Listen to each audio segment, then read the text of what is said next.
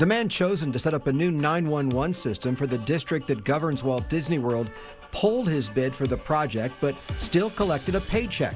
Only 9 investigates why he was paid for a system that never happened. Live next.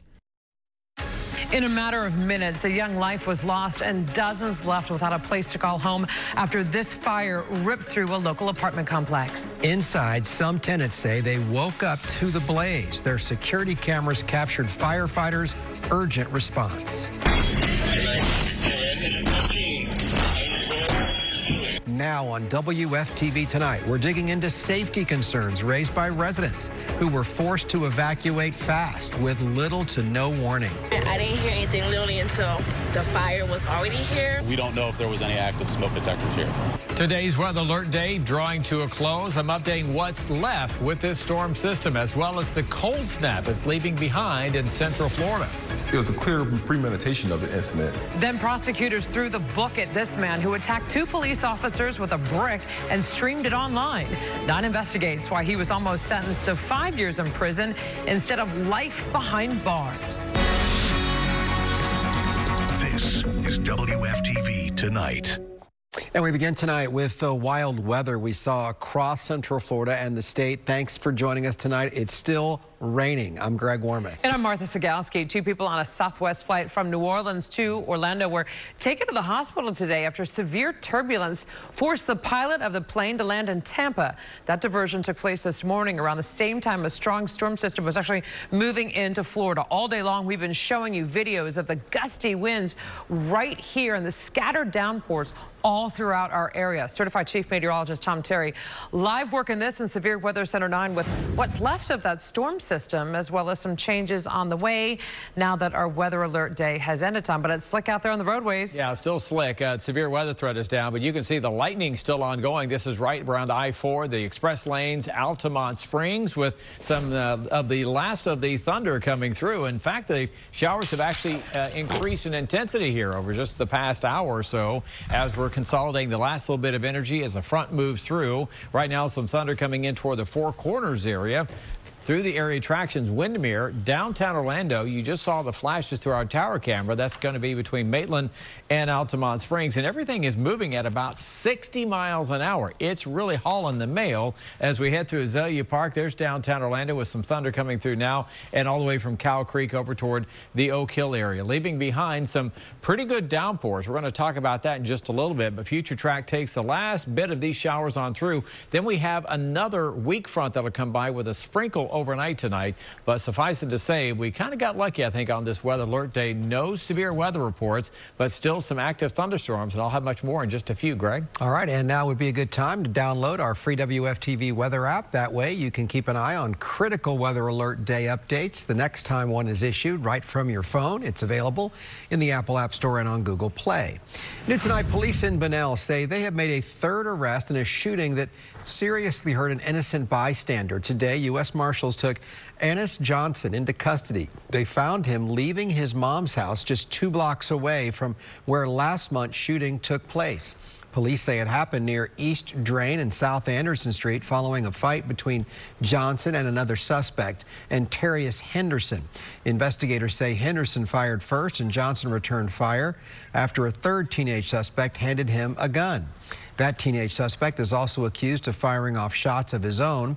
Police say the victim in this case had to undergo several surgeries and is still in the hospital tonight. An attempted murder suspect accused of leading law enforcement on a chase from Polk County to Orlando went before a judge today. He's the guy in the wheelchair. Walter Medina was wheeled into court after a canine unit helped take him down. We showed you this dash cam video yesterday. It captured the multi-agency pursuit that started in Lakeland. Investigators say Medina weaved in and out. You can see it in and out of traffic on I-4, reaching speeds over 100 miles an hour before eventually crashing into a median on John Young Parkway. Medina was wanted for kidnapping and beating a woman in Hillsborough County. His rap sheet dates back to when he was a teenager, when he was accused of armed robbery, and since then he has been in and out of prison for battery, false imprisonment, domestic battery, and aggravated assault. Not only is he no stranger to law enforcement, but the kinds of charges that we're talking about right now, the kinds of crimes that we're talking about right now, kidnapping, very violent behavior.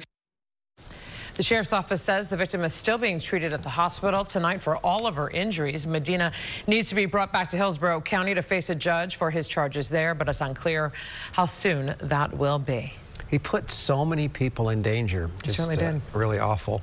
Well, a local family facing an unimaginable loss tonight after flames ripped through a Seminole County apartment complex, killing a little boy. Thanks for, again, the firefighters that tried to jump in for coverage of this, but they still could not save him. That complex located near Maitland Avenue off of Ballard Street. This is video of the blaze that broke out just before 1:20 this morning. Firefighters acted quickly, though, so brave, putting out these flames. This dramatic footage shows them kicking down a door as they searched for people inside. Unfortunately, though, that little boy didn't make it. Rafael Pires has been following this story for us and spoke to the young boy's best friend. Rafael Pires reporting officials have not released the name of the young victim, but Seminole County school officials told us he did attend Lake Orienta Elementary School. Counselors are being brought in to help the other students deal with their grief. As far as the smoke detectors, investigators will now have to figure out if they went off to alert residents of the danger. We are learning more about a deadly gas explosion at the Woodhill Apartments in Orange County in March. Mekanisha Moore opened the door to her unit, which triggered the blast. A wrongful death lawsuit filed by her husband claims a previous tenant reported an unplugged gas line in the unit and complained about the smell of natural gas months before Moore was killed. That's the same unplugged line firefighters found in March. The suit accuses the apartment complex owners, the management company, and the gas company of negligence. Police now say a deadly stabbing at a park in Orange County started with an argument between the suspect and his girlfriend's ex. This man, Gabriel Rosas, was arrested for second-degree murder. Police say he stabbed 44-year-old Jose Gonzalez at the park yesterday afternoon. It is located on Gatland Avenue in the Conway area. Detectives say it happened in front of dozens of children, including the victim's child. I felt bad for the kids because, you know, it's not something you would want to see as a little boy or a little girl. So far, police have not said exactly what Rosas was fighting with the victim about. He is locked up in the Orange County Jail tonight without bond. The Orange County Supervisor of Elections Office is already preparing for a special election next month to replace suspended Orlando Commissioner Regina Hill. Yeah, Hill was arrested last week after a year-long investigation into her alleged efforts to exploit an elderly woman who lives in her district. She's accused of spending more than $100,000 of that woman's money on things like a facelift, dental surgery, and home renovations.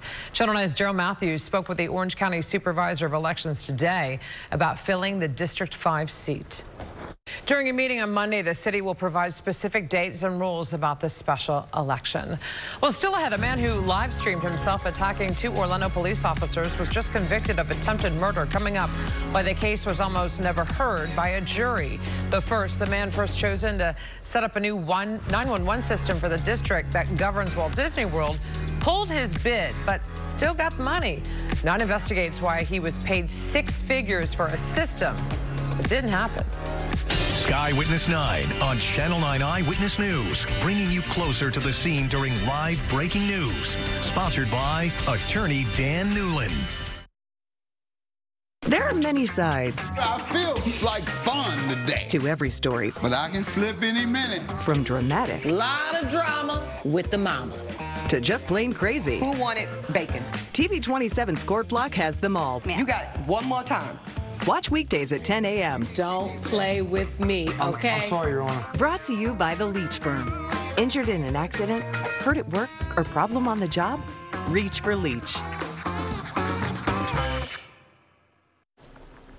The man who sent a $1 million proposal to the Central Florida Tourism Oversight District for a 911 system might have pulled his bid for the project, but 9 Investigates has found the district still paid him almost $100,000. That's a lot of money. We told you last year when the district said it wanted its own 911 system, the contract was offered to someone the former district administrator knew, but after our story on the proposed deal, that contract was canceled.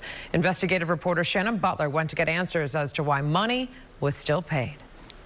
And Mr. Figures did not return our request for comment. This all happened in October of 2023. Then we were told the work would go out to bid. But 6 months later, no other company has been hired. Tonight, 9 Investigates was honored with a prestigious national award for our stories that exposed how Social Security overpayments cost millions of Americans their monthly benefits. The Harvard Kennedy School honored our reporting along with our sister stations and KAF Health News with a Goldsmith Award special citation. We exposed how the Social Security Administration has been overpaying billions of dollars to Americans for years and then started asking for some of that money back. Our reporting, most of that done by our Shannon Butler, led to a congressional hearing and tougher oversight. The agency also recently announced significant changes to limit clawbacks and restored benefits for several of the people that we featured in our stories. I mean, Shannon was week in and week out working on that story so hard, talking to people and doing all that she could to stop what was happening. Yeah, such a huge story. I mean, yeah. She is still doing it. Got congressional hearings about it. We still have some rain, some thunder. We can hear it outside the station. Yes, we can. The last bit of some heavy downpours ahead of a very nice forecast heading into tomorrow and the weekend. Live view right now, some good rain soakers for the grass. We've got rain downtown Orlando. Temperature still in the upper 60s now, and I found one of our I-4 and our express lanes, and everyone's moving, but there's a lot of rain out there in downtown Orlando. You can see this thin line of showers and thunderstorms coming through, and it actually intensified a little bit as it moved toward the I-4 corridor. One last little shot as it kicks on by on this weather alert Wednesday. Kind of dropped the weather alert earlier on as soon as the watch was dropped at 5 p.m. But right now we still have some pretty good downpours. The Four Corners coming into Celebration, Williamsburg, the Oak Ridge. Here's just south of downtown Orlando. So there's I-4, Florida Turnpike, east side. Here's Conway, the airport, Union Park. We even had some pretty good thunder just south of Oviedo. In fact, some of the rain we're getting now just about as heavy as it was early today when we had the first batch of big storms come through. So one last little bit coming by. Rain total so far, and I got to update these now that we've had another batch of rain. A little over 2 inches near Kissimmee, about 1.5 inches near downtown, a 1/2 inch here in the blue. But most of us got at least a shot at a 1/2 inch to 1 inch of rainfall, about where we expect it to be. So by midnight tonight, the rain we have now will be shifting south. We have another northwesterly front that'll come through, winds out of the northwest, and lots of sun for tomorrow. So still about another 2 hours of rain, then it will start to shift on through. Breezy, drier tomorrow. We're back in the 70s for highs, cooler than average. In fact, very nice, outstanding weather through the weekend, but those cool mornings are back in the 50s, and we are running out of those kind of mornings before the wet season. 70s every morning kicks in. Live current conditions, 60s across the board. Will be in the upper 50s to mid 50s early on in the morning, and again clearing from north to south, and a beautiful day over at the coast. Here is Ormond Beach. We're going to be well below your average of 78 degrees. Lake Mary also getting close to the upper 70s, but we will stay shy of your average high of 81. 7-day forecast. The weekend always in view. We've got 1, 2, 3, 4 mornings in the 50s for Metro Orlando, and pretty much carbon copy perfect weather. Still a little breezy tomorrow. I'm updating the beach and boating outlook if you have that in your plans coming up in the next half hour, and unseasonably warm weather. Just give it a few days, Greg. It's on its way back. All right. Disney is promising more content and streaming options. What else we learned about how it's countering competition when we come back. Weather from Severe Weather Center 9 is brought to you by the law offices of Attorney Dan Newland. We're getting our first reaction from the head of Disney 1 week after the company reached a deal with the state to drop its lawsuits and move forward. Disney CEO Bob Iger called the deal a win-win, saying it helps the Florida parks chart the next few years. Sabrina Maggiore listened in on a shareholder meeting where this was discussed and explains other key topics, including the expansion of Disney's rival park. One of the lingering questions for Disney is who will ultimately replace Bob Iger. He was brought in for a second stint as the Disney CEO amid turmoil at the company, but his contract only runs through 2026. Cars are getting more high-tech to keep drivers safe. But not everyone knows how to use the safety tools in their own cars. Coming up, the new report calling on the government to change that. Plus, there's a growing concern after more cases of bird flu have surfaced here in the U.S. Up next, how it's impacting egg production in the nation and the risk it poses to the public. And a man who live streamed his attack on 2 police officers will spend the rest of his life behind bars. Now it investigates why he was almost sentenced to just 5 years in prison. Today is our weather alert day across central Florida. Strong line of storm, possibly severe wind gusts, hail, lightning, and an isolated tornado. Stay with Channel 9 Eyewitness News on air, online, and on social media as we track the storm's impacts on your day. This ambush on 2 Orlando police officers was live streamed on social media. Those officers were left with broken bones after William McClish beat them with a brick. Yeah, we broke the news yesterday when McClish was sentenced to life in prison. And today we're hearing from the state attorney who says this sentence was fair. But investigative reporter Shannon Butler found that this case almost never even made it to trial. An Osceola County School Board member will now stand trial at the end of the month. The trial for Julius Melendez was scheduled to begin today. An 18-year-old woman claims he touched her shoulders, arms, and thighs without permission and forcibly kissed her. Melendez was the woman's manager at a cafe in Kissimmee. She was not a student. That trial is now scheduled for April 29th. Volusia County deputies are investigating 2 men accused of threatening a man with a sword. Investigators say Christopher Accord and Dustin Young approached the victim on his property. They say Accord threatened him with actually 2 large swords, while Young was armed with a pocket knife. Investigators were not able to find any of those weapons. Accord and Young are both facing hate crimes and aggravated assault charges. Osceola and Polk counties are preparing for major road improvements later this year. The Florida Department of Transportation will expand I-4 from Osceola Parkway to US 27 in Polk County. That includes adding express lanes into Osceola County, widening shoulders, and reworking interchanges. This project was 20 years away from getting started, and I'm here to say that that was not good enough for us. So we're happy to start this 20 years ahead of schedule. Crews will also get started on an extension to Point Santa Parkway. The extension will connect the parkway to State Road 429 at Sand Hill Road. The governor says 2/3 of the projects will be worked alongside the I-4 project. The largest fresh egg producer in the U.S. is shutting down a Texas plant after bird flu was found in a flock of chickens. It comes just days after a Texas man was sickened with the virus, likely from making contact with a cow. The USDA says there are at least 11 confirmed cases in cattle herds across several states. ABC's Tim Pullum has the latest information. Now to the presidential election, there's been an exchange of attacks on the campaign trail for President Biden and former President Donald Trump. They're attacking each other on nearly every issue, including immigration and the Affordable Care Act. Well, on the campaign trail in the critical swing states of Michigan and Wisconsin, former President Trump focused on what he calls migrant crime. Trump promised to launch the largest deportation operation as he ramped up his attacks against President Biden and accused him of unleashing a bloodbath at the border. Joe Biden's border bloodbath. Remember, they used the name bloodbath. I was talking about something entirely different, but this is a border bloodbath. Ends the day I take the oath of office. It ends. Meanwhile, during a White House event focusing on health care, President Biden took a few swipes at his predecessor and slammed Republicans for wanting to terminate the Affordable Care Act. They want to terminate the Affordable Care Act. I love it. Terminate. As my predecessor says, kicking millions of Americans off their health insurance.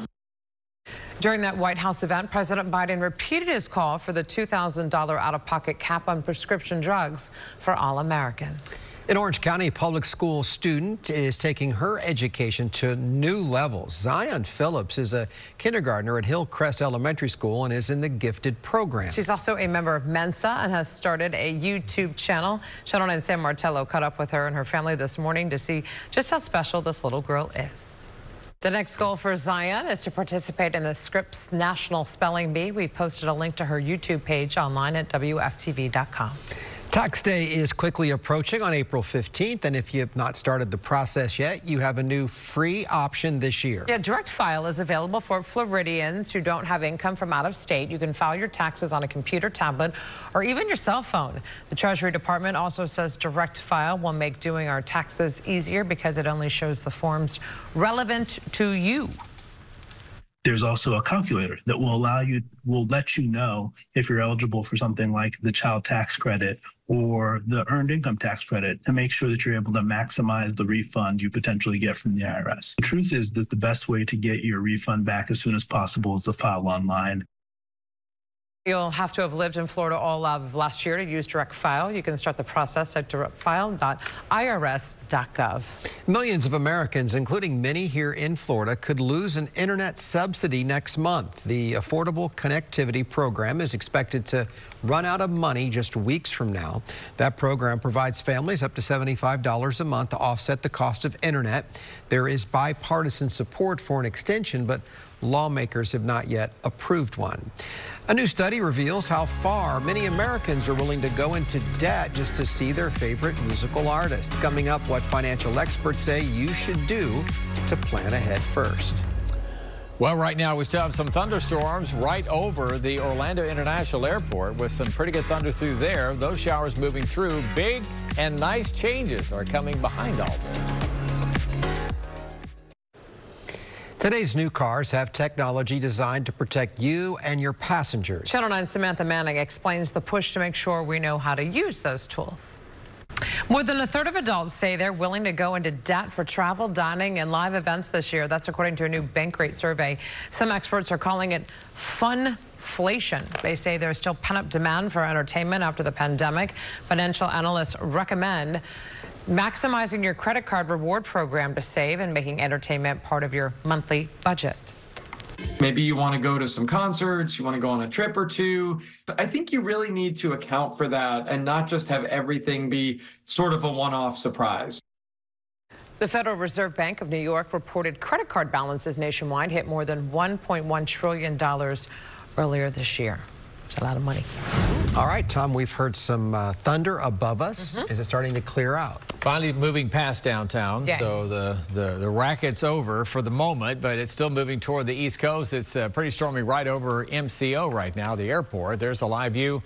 Downtown, temperatures have been cooling down a bit. We're 62 in Sanford, same for Ocala. And as we get another front through here by daybreak, we'll cool down just a bit more. The last hurrah, if you will, of thunderstorms coming through now on the southeast side of Orlando, St. Cloud over toward Titusville. That's where early warning Doppler 9 does its job. We can see some of the heavier thunderstorms over by Davenport, Solivita, just on the south side of the Oak Subdivision, Kissimmee. Here is Lake Topeka, St. Cloud 192. Then we get east of the airport right over here. Just moved past the airport. Here's Lake Nona. So pretty good thunder here through the Wedgefield subdivision. That's going to move toward the Space Coast and eventually towards southern Brevard County as well. And this is just a small part of a big low pressure area. Look at this big rascal spinning up here in the upper Midwest. They've had extensive flooding throughout this area, including in downtown Pittsburgh, where the rivers have come over the banks there, right there in several community parks. So that's for the lowest park now. There's all kinds of snow up here across New England and dry air behind all this. So this is what we're going to be getting into after the early rain finally moves out here in the next hour and a half. Temperatures holding near 60 degrees. Tomorrow in Brevard County, where you've got another round of rain coming before midnight. You've got a beautiful day tomorrow as we're going to get back in the upper 70s with a westerly breeze gusting over 25 miles an hour. So heading to the beach tomorrow, mainly 70s. Water temperature still a little cool for my taste, but 70 degrees may be right up your alley. Surf down to 2 to 3 feet, and with an offshore wind, it's going to really flatten out the wave activity. Rip currents threat still slight to moderate, and high tide tomorrow roughly around 5 o'clock. Daytime highs back in the 70s for tomorrow, and we're going to carbon copy Thursday, Friday, and Saturday. But we are going to cool things down just a bit if you're going to be heading to the beach to start the weekend, because the winds are going to change to onshore. That's Mother Nature's air conditioner cooling us down a little bit in the summer, a little bit more here in April. But then next week we start bounding back toward the 80s again. Here's your 7-day forecast. The weekend always in view with temperatures in the upper 70s and holding through Saturday. This is Metro Orlando. 80 for Sunday, back in the 50s in the morning, and temperatures climbing. Our next chance for rain likely the end of next week. Alex? Hey, Tom, the Magic are oh so close to clinching a top 6 spot in the Eastern Conference playoffs. So win tonight in New Orleans will go a long way in doing just that. Highlights from the Big Easy in just a few. Download the WFTV weather app. Get a localized forecast from Tom Terry. Just search WFTV. Brought to you by the law offices of attorney Dan Newland. Involved in a car accident? Call me now, 407-888-8000. With 7 games left before the playoffs begin, the 4th seed in the Eastern Conference belongs to the Orlando Magic. Every game the next week and a half holds so much weight. The current 4 through 7 seeds, Orlando, New York, Indiana, and Miami, separated by just 2 games. Tonight, the Magic in New Orleans looking to keep pace against the Pelicans. Yeah, that was an amazing event, and over the years, you just see this city get more and more recognition as a place to host marquee events, and they do a great job every time they get the opportunity to put on a show for the world stage. It's pretty cool. Yeah, we are an event city. There is no doubt. Yes, All we right. are. Well, great weather is one of the major reasons, it's a huge factor, yeah. I got pretty lucky. The Pro Bowl, it looked like it wanted to storm, but it went around us. Kind of like today. We had a few storms, but nothing too crazy. We've got some gustiness in the morning. That's that little windy icon there at 9 a.m. But temperatures will be warming up. We've got a great looking day tomorrow. We're back in the upper 70s without breaking a sweat. So smooth sailing for a little bit now. Smooth sailing, a little bit choppy. Speaking of sailing tomorrow, but overall, after that, we're good. Clear and cool this weekend, too. Yes. Go, Greg. Time for a boat trip. Oh.